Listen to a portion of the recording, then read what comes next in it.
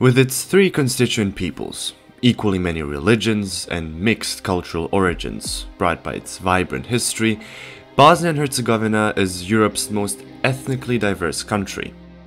According to the 2013 census, 43% of the population are Bosniak Muslims, 31% Orthodox Serbs, and 17% Catholic Croatians. Now, with this ethnic composition, Bosnia and Herzegovina resembles the diversity which former Yugoslavia once possessed, with Bosnia in its heart serving as the cultural melting pot of the federation, as the place with the most mixed communities and most ambiguous borders. Such diversity, however, came with a price, one that the local population had to pay with the country's declaration of independence and succession from Yugoslavia, where the need for a clear consolidation of borders led to a civil war and ethnic cleansing on all sides. In short, the Bosniaks wanted an independent Bosnia and Herzegovina, the Croatians wanted unification with the newly independent Croatian state, and Serbs wanted to stay part of Yugoslavia, or what was left of it. Many of these wishes remain up to this day, leading to numerous speculations about the future prospects of this country. The post-war Dayton Agreement of 1995 helped draw new borders within the country, while keeping it loosely unified under a flag which most of its inhabitants do not identify with, which is understandable considering the fact that the colors and symbolism of the Bosnian flag are neutral from any ethnic insignia and closely resemble the neutral style of the flag of the European Union. If you were to ask either of the three constituent peoples which flag they would prefer, these would be the answers you'd get, none of which vouch for unity or a common state. The political and administrative division of the country was settled with a dual system of so-called entities, with Republika Srpska, or Serbian Republic, serving as an autonomous entity for the Serbian population, next to the so-called Federation of Bosnia and Herzegovina, with its 10 cantons, which houses predominantly Bosniaks and Croatians. Besides this geographical division, the political mechanisms put in place with the Dayton Agreement are some of the most complex in the world, with 3 members of the presidency for each constituent ethnicity, a high representative from the West, and an incredibly complex system of parliaments, ministers, and assemblies. This political and geographical division along ethnic lines has brought nothing good to the overall well-being of the country, politically or economically.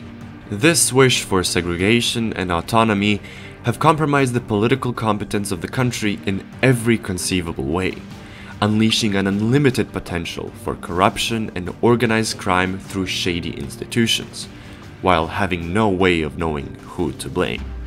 Such a rotten system is a result of the mass hypnosis of hatred and fascism, which has led to complete political impotence of the population, where it doesn't matter how corrupt and incompetent the ruling party will be, as long as it quote-unquote defends our national interests against imaginary enemies. All of these factors bring up the unavoidable question: would everyone be better off if the country simply split along these ethnic lines?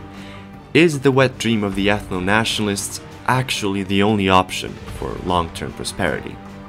Let's look at the proposals. The most prevalent taboo topic is the potential independence of the Serb Republic, which would, according to its ruling party, be achieved through a potential referendum. The confidence is pretty high that the independence would be supported by the majority of the population, vouching on the antagonistic relations between the two entities, which are constantly promoted by the ruling elite, which thrives on these tensions. The mere existence of the Serb Republic is a thorn in the eye for many Bosniak nationalists, which see its existence as a result of ethnic cleansing and genocide, a point which I'll be analyzing in a future video. In the case of Republika Srpska's independence, many possible combinations arise from this premise, most of which are doomed to spark a domino effect and more ethnic conflicts. Most of those who advocate for the entity's independence would support its union with Serbia, which would, in a way, serve as a compromise for the independence of Kosovo and its potential merger with Albania. However, such a chain of events would be highly problematic, because this construction of pure ethno-nationalist superstates would not end there.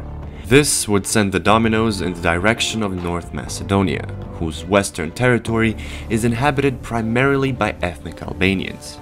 The dominoes would ultimately reach the highly problematic federation, which would remain of Bosnia and Herzegovina.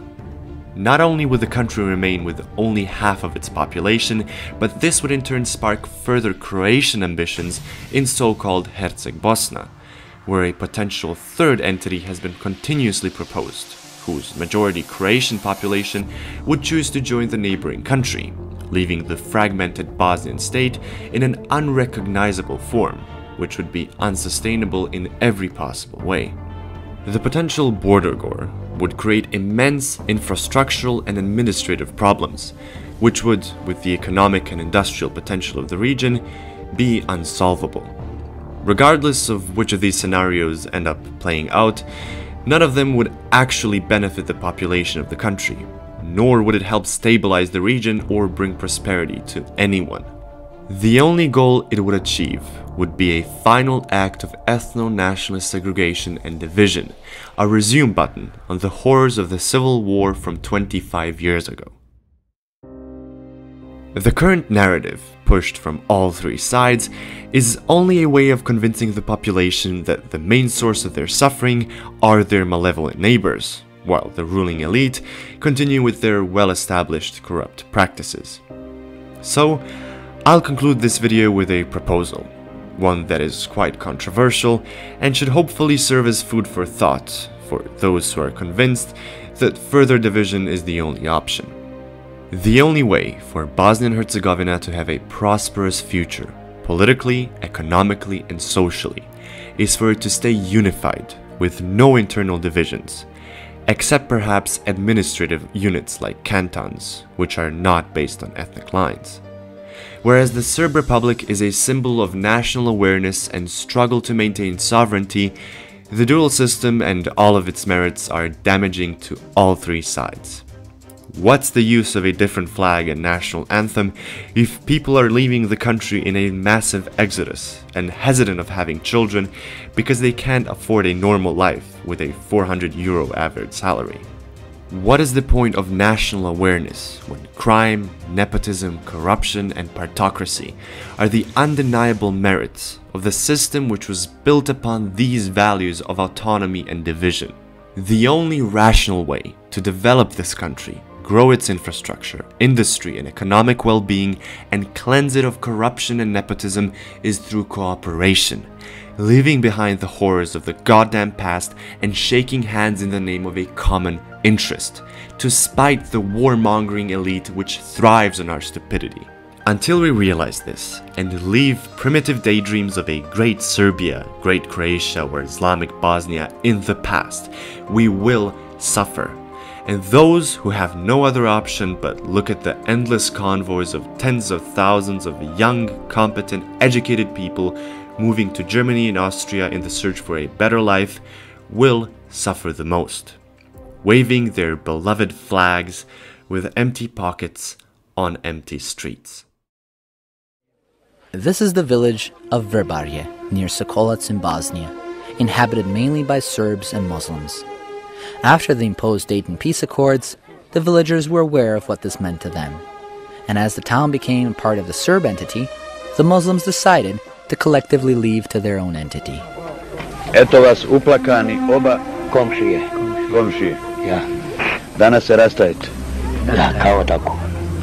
Pa je vam teško? Kako vidite. Je ovo baš lijepo da se komšije rastaju u suzama? Ovo je sa svega srca, mog i njegovog, sigurno. Živjeli ste toliko godina. Koliko imamo godina, toliko smo živjeli. Živjeli smo. Bez svađe, bez nesuglasica.